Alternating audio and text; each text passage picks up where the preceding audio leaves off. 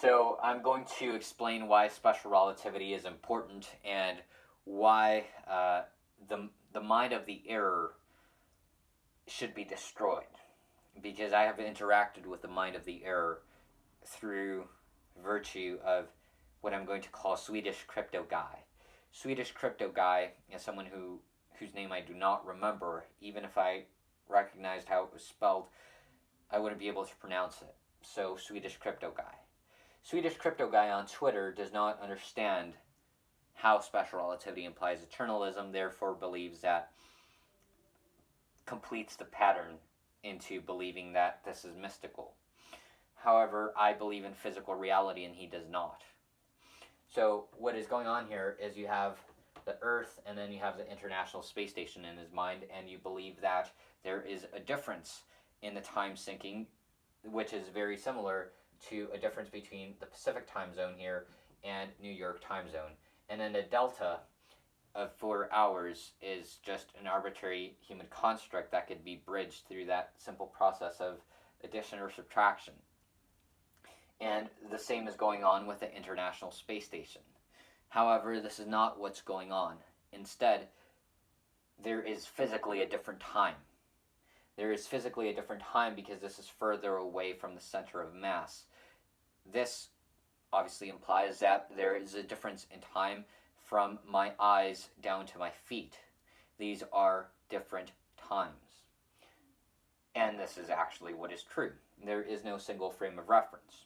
So if you put an atomic clock in a supersonic jet and then fly the supersonic jet around the Earth and then leave the other one, there's going to be a detectable difference in time by the time that you observe it. Once you observe it, you will be able to see that there was actually a difference in time. It's not that the clockwork was jammed because you went very fast. It's that you have extracted information from the fabric of reality. You have extracted the information that there is not a single time. Instead, there are relative reference frames. What does that mean? It means, first, what's a reference frame? You assume that things exist in a single place. That's what a reference frame is. It's a place in which things exist. You believe that there's a person there and another person there. All the units you partition reality into, you believe that all of these units exist in this reference frame. However, and then it's ticking at a particular rate. There's a clock that applies to all the things in that reference frame. However, there are different reference frames in which sets of events that were simultaneous or defined as simultaneous here are not actually simultaneous in the other one. So you have a snap of two fingers. Here it happens one in the future, one in the past, whereas here it happens at the same time. How could that be possible? You think, well, that's logically impossible. You either snap them at the same time or one before the other. They can't both be true. But yes, they are both true. And this formalism is the only thing that allows time dilation to work out. So time dilation, as we observed with the International Space Station or with an atomic clock in a supersonic jet, and in principle we will we will rocket ourselves through space at half the speed of light and then come back and find that there are robots here ruling the Earth, and there will be very few years having passed in your own life. This is actually true. This is what will happen due to time dilation. So it doesn't make sense if we were all in the same frame of reference. It has to be the case that things do happen at the same time and not at the same time from another frame of reference. So in other words, this implies that the processing for mind, so we assume that mind is created from distributed processing. You have inhibitory reactions and excitatory reactions. In other words, you have nodes with ones and zeros. These are